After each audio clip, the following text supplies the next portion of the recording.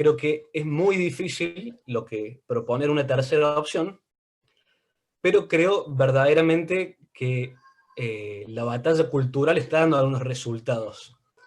Y creo que hubo una aceleración muy grande de la batalla cultural desde las elecciones del año pasado, en la que Espert, digamos, plantó ahí frente a todo el mundo las ideas de la libertad, mientras había otros personajes como, bueno, Javier Milei, Echevarne y un montón de personas que ya venían dando la batalla por otro lado. Entonces, encima aparece el tema de la pandemia y la cuarentena como medida del Estado que principalmente ataca la libertad. O sea, el principal valor que se ataca es la libertad. Entonces, de pronto todas las personas, todos los ciudadanos, empiezan a decir de qué se trata la libertad. Y cuando escuchan justo todos los discursos sobre la libertad, me parece que hay mucha gente que está dándose cuenta que realmente, como dice José Luis Eper, son las ideas del sentido común.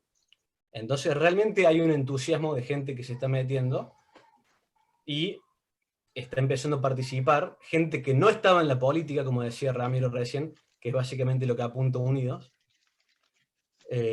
Entonces, bueno, yo digo, realmente y operativamente es muy difícil lograr una tercera opción, pero yo creo que desde las ideas de la libertad, es un poco principista mi idea, e idealista, creo que algo está ocurriendo, digamos. Y eso habrá que volcarlo en una acción que dé resultados.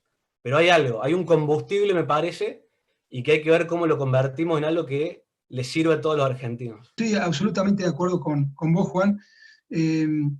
Hay un montón de gente desde hace un año y sobre todo desde que asumió el kirchnerismo, el nuevo kirchnerismo, hace 6, 7, 8 meses, que está viendo con otro lente, digamos, esta cuestión de la libertad, ¿no? La libertad empieza a apreciarse cuando se pierde, justamente, porque si no uno la da por hecho, ¿no? Y hemos vivido, pese a los errores económicos y demás, los últimos 4 años, los años de gobierno de Cambiemos, digamos, fueron muy libres, muy liberales en todos los sentidos, ¿no? No hubo acoso a la prensa, no hubo persecución de jueces, digamos, fue un clima muy amigable, digamos, no se persiguieron a las personas por pensar distinto. Los 4 años de Cambiemos marcaron una vara, ¿no? Que no teníamos en los 12 años kirchneristas. Y ahora la gente, y sobre todo los más jóvenes, están empezando a ver que la libertad de todo tipo, no solamente libertad política o la libertad social o personal, sino también las libertades económicas, ¿no? Están empezando a correr riesgo y eso me parece que ha activado en la ciudadanía algunas alarmas. Afortunadamente, ¿no? Lo vimos ayer un poco con esta movilización al Congreso, en las 3 movilizaciones que hubo ya multitudinarias a nivel nacional, en 8 meses en definitiva, ¿eh? 8 meses de gobierno y ya la gente está alerta, ¿no? Porque no quiere una reforma judicial, porque no quiere que pase lo de Vicentín, porque no quiere que expropien empresas. Me parece que acá ha habido un cambio, digamos, y empezó, como decías vos recién, Juan, empezó un poco a movilizar a la gente a fin del año pasado y me parece que este año la gente está más atenta, no solamente, digamos, porque está viendo lo que sucede con el kirchnerismo que se lleva todo puesto, sino porque, como decías vos, Juan, hay un montón de gente que hay que sacarse el sombrero, ¿no? Milei, o Echevarne, digamos, digamos, todos esos, Kachanowski, todos los economistas que vemos, Espotorno, constantemente en la televisión, que están bajando línea, y pasa algo que no pasaba hace 4 o 5 años atrás, o 10 años atrás. Yo vengo viendo los programas políticos de hace muchísimo tiempo, y hacía por lo menos 20 años que los medios de comunicación importantes no convocaban a economistas liberales, ¿no? Y ahora los están empezando a convocar porque tienen algo para decir, algo distinto, digamos. Los economistas socialdemócratas o keynesianos o heterodoxos no dan pie con bola y ya no pueden, digamos, seguir mintiéndonos, no tienen receta. Entonces ahí aparecen hace 2 años, un poquito más, la idea liberal, ¿no? Empieza a través de Milei y de todos estos economistas, están bajando mucha línea y están ayudando al cambio cultural, como vos decías recién, Juan. Esto me parece esencial, ¿no? Y por otra parte, a nivel político, hay que sacarse el sombrero también a lo que hizo José Luis Espert el año pasado, digamos, que fue solo, contra viento y marea, contra digamos, los ataques de la progresía, contra los ataques de medios de comunicación, contra Cambiemos. Cambiemos hizo mucho para que las listas nuestras no estén en el cuarto oscuro, ¿no? Hubo una cierta confabulación de todo el sistema político porque apareció alguien ahí como José Luis que dice algo distinto y que plantea algo distinto, con mucha fuerza, con mucha convicción, y es como una especie de virus que entra a un sistema, ¿no? Todo el sistema se abroquela para no permitirle entrar. Y eso fue lo que pasó un poco y nos hicieron la vida imposible, ¿no? A todos los que estábamos en la lista de la provincia, José Luis también. Pero me parece que ese primer paso valió, porque él estuvo en los debates, dijo lo que había que decir, estableció una diferencia discursiva respecto del resto, ¿no? Y digamos el 1 y pico por ciento, el 2%, el 2 y pico que sacó en las PASO, me parece que ya queda como una anécdota porque fue una elección muy permeada por el miedo a la vuelta del kirchnerismo, ¿no? Se polarizó en demasía. Yo conozco gente, incluso familiares míos, que en la primera vuelta votaron a José Luis y después en la segunda vuelta estaban aterrorizados por la eventual vuelta del kirchnerismo, entonces se polarizó más todavía. Pero me parece que eso no respondía a lo que la gente creía, ¿no? Hay mucho más que un 1,74% de liberales, muchísimo más que eso. Lo más grave es que estafan a la ciudadanía, ¿no? Porque después le venden a la gente determinadas creencias, determinados postulados, ideas, y cuando llegan, porque la gente se come la galletita, se la ha comido muchas veces en Argentina, después, por supuesto, hacen lo que le viene en gana, ¿no? Entonces ahí la crisis de representación se acelera más todavía, porque uno vota a alguien pensando que va a hacer determinada cosa, y después cuando llega al gobierno termina votando otra, cuando llega, digamos, a los órganos legislativos, al Consejo Deliberante, legislaturas provinciales o Congreso Nacional, termina de alguna forma engañando a la ciudadanía. Eso es gravísimo, porque ahí se cae el sistema, ¿no? De ahí se pierde esta representación entre, digamos, el representante y el representado, y eso, el quiebre ese es muy grave porque de ahí al que se vayan todos estamos a un solo paso. Por eso me parece que lo que tenemos que hacer valer nosotros es nuestra coherencia, ¿no? Yo estuve en Cambiemos mucho tiempo, pero digamos, yo me viví peleando con mi compañero de Cambiemos, están las votaciones que he tenido en su momento, que me opuso a un montón de cosas, los proyectos que he presentado que no fueron avalados en su momento. Digamos, la coherencia me parece importante, de los que estuvieron en la función pública y de los que no también, ¿no? Y eso hay que hacerlo valer el año que viene. Pero también es cierto que nosotros carecemos de una organización todavía nacional, ¿no? Carecemos de un partido único que nos aglutine. Eso nos pone en una situación de debilidad respecto del resto, ¿no? Y también otro tema ahí complicado es que tenemos muy pocos, digamos, candidatos o personas que sean conocidas por más del 80% de la población. Está José Luis, está Ricardo López Murphy, y por ahí algún otro que aparece que yo creo que no llega por ahí al 40 al 50%, pero me parece que tenemos que mostrarnos, tenemos que ayudarnos entre todos, también esto que estamos haciendo sirve, todo sirve, para empezar digamos, a mostrar gente dentro del liberalismo que eventualmente pueda ser votado o llevado a una lista de candidatos, ¿no? Porque nadie vota, esta es una máxima del marketing político, nadie vota a quien no conoce, ¿no? O sea, nadie va a votar a alguien que no es conocido. O sea, primero tenemos que hacerlo conocer. Y después ahí tenemos que dar un segundo paso de convencer a la gente de que nos vote. Pero digamos, uno de los grandes defectos que tenemos en este momento, todo el sector liberal, es que tenemos muy pocos líderes conocidos por la ciudadanía. Pero bueno, también eso lo explica el hecho de que no hace demasiado tiempo que estamos a la vista de la gente. Tenemos todavía un poco de tiempo más para instalarnos. Y otra cosa más, Juan Martín, esto es una carrera de mediano y largo plazo, ¿eh? Por supuesto. No podemos hacer lo que hicieron otros terceros partidos históricamente en Argentina que apostaron a una elección, les fue mal, y la segunda elección ya se fueron con el peronismo o se fueron con el radicalismo. Me parece que hay que insistir varias elecciones, vamos a perder muchísimas elecciones antes de consolidar un partido nacional donde estemos todos. Y hay que bancársela, porque nosotros estamos planteando un cambio profundo y real de largo plazo, y eso digamos, no se hace un día para otro. Eso no es magia, digamos. No hay coartadas, digamos, eso hay que hacerlo y hay que tomarse el tiempo para hacerlo, ¿no? Y requiere mucha paciencia. Así que vamos a armarnos de paciencia. Eso me parece que es importante para que todos lo sepan, ¿no? No hay atajos en esto. Si tenés un sistema político donde el discurso es monocorde, por más que haya 4 o 5 comunicadores sociales, como Neustadt en su momento, o como, digamos, o personas importantes que hablen, Venegas Lynch, o qué sé, no llega a la masa del público. La gente necesita la mediación de un partido político, por lo menos la ha necesitado durante mucho tiempo a través de sus plataformas políticas, de sus tomas de posición pública, ¿no?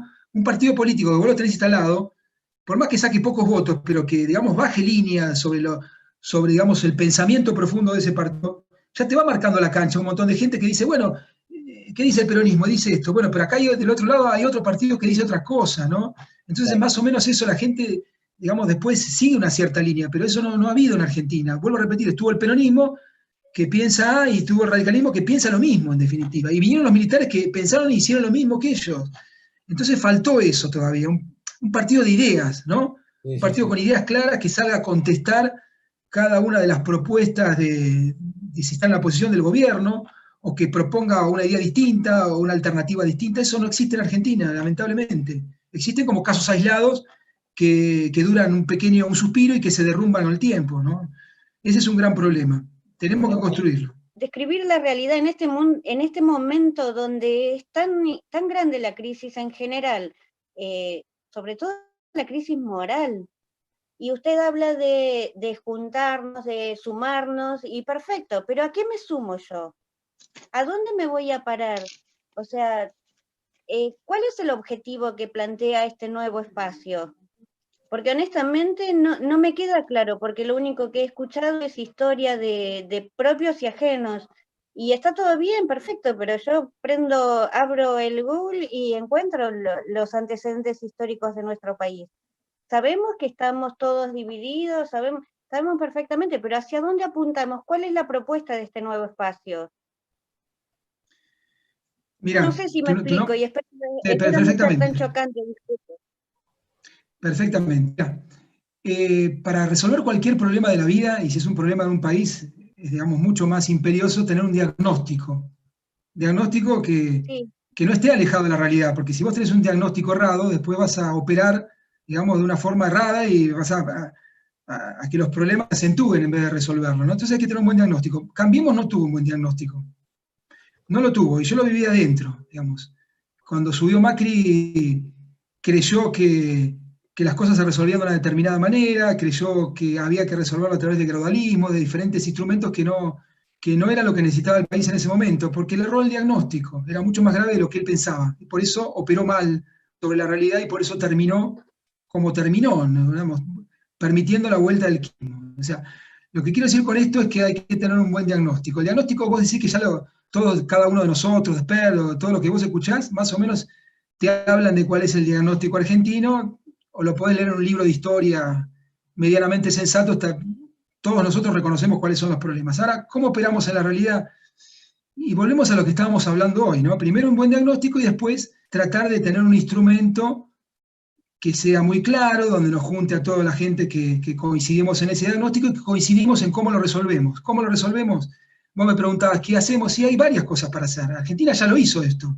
Digamos, no es que tenemos que inventar la rueda, porque Argentina desde que Argentina arregló su problema, digamos, de unitarios y federales y se dictó una constitución en 1853, Argentina en 60 años pasó de ser una toldería, como era en el año 60 del siglo XIX, a tener el primer lugar en el mundo en ingreso per cápita en 1895. Es decir, en 40 años Argentina pasó a ser uno de los 4 o 5 principales países del mundo. Es decir, Argentina lo hizo ya en este momento.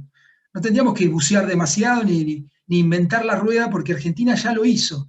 ¿Y cómo lo hizo ahí? Se abrió al mundo, exportó, digamos, fue amigable con la propiedad privada, digamos, tuvo una justicia independiente, se basó en la constitución de Alberdi, hizo varias cosas que había que hacer, la hizo a rajatabla. Había también, es cierto, que había, digamos, varios partidos políticos que creían en lo mismo, en definitiva, porque uno lee a los socialistas de esa época, ¿no? Y los socialistas eran más liberales que nosotros, en definitiva. Uno lee a Digman, a Alfredo Palacios, a todos estos socialistas de fines del siglo XIX, creían en lo mismo que estaban creyendo los liberales, los conservadores y demás, ¿no? Había una política de Estado en esa gente dirigencial que estaba en ese momento, ¿no? Compartían un montón de cosas, un montón de creencias, salvo en lo relativo a la iglesia, al poder de la iglesia y demás, compartían todos, digamos, las ideas políticas, económicas y sociales, ¿no? Esa generación que hizo grande la Argentina tenía coincidencia de hacia dónde tenía que ir el país, y lo hicieron en definitiva. Si vos no querés ir a la historia argentina, miremos lo que está pasando en Uruguay, o en Paraguay, o en Perú, o en Chile, o en Brasil ahora. Deberíamos solamente copiar lo que están haciendo el resto de los países, que es abrirse al mundo, no combatir el capital, hacer reformas estructurales que no hizo Cambiemos y que por supuesto el peronismo no va a hacer nunca, y hablo de una reforma laboral en serio, que sea amigable con el emprendedor, con el que da trabajo, digamos, una justicia independiente, una reforma electoral que no hicimos, una reforma política que no hicimos, una reforma impositiva, tener impuestos pagables, como decía hoy el compañero acá, tener 7, 8 impuestos, en definitiva, o menos, que sean pagables, volver, digamos, a tener un gasto público normal, que no sea del 40 y pico %, sino del 20 y pico, como es en países normales, tener digamos, un Estado pagable, chico, bajos impuestos, apertura al mundo, eso es en definitiva, no correr a los empresarios que quieran invertir, no cambiar las reglas de juego a cada rato. Eso, en definitiva, no es demasiado lo que está haciendo el resto del mundo. Lo que pasa es que nosotros no lo estamos haciendo.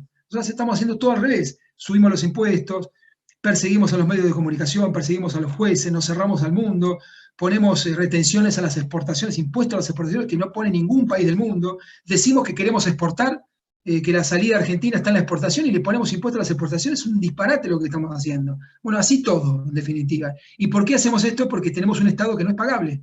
Tenemos 3 millones de ñoquis, tenemos un montón de empresas públicas todavía, tenemos 10 millones de IFE, tenemos ahora de todos estos planes sociales que no podemos pagarlo en definitiva si no es con la presión impositiva que tenemos, que funden empresas.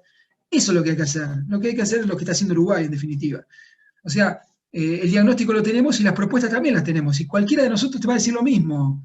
Vos lo escuchás a Esper, López Murphy, o a Echevarne, o a Milei, o a Kachanowski, y todos te van a dar el mismo diagnóstico y la misma solución a los problemas. Es decir, que están, en definitiva, y hay que aplicarlas, pero no podemos aplicarlas si no tenemos un instrumento para hacerlo. Tenemos que tener un instrumento, después llegar al gobierno, tener cierta mayoría y empezar a hacerlo, en definitiva. Ese es el camino. No hay otro camino posible.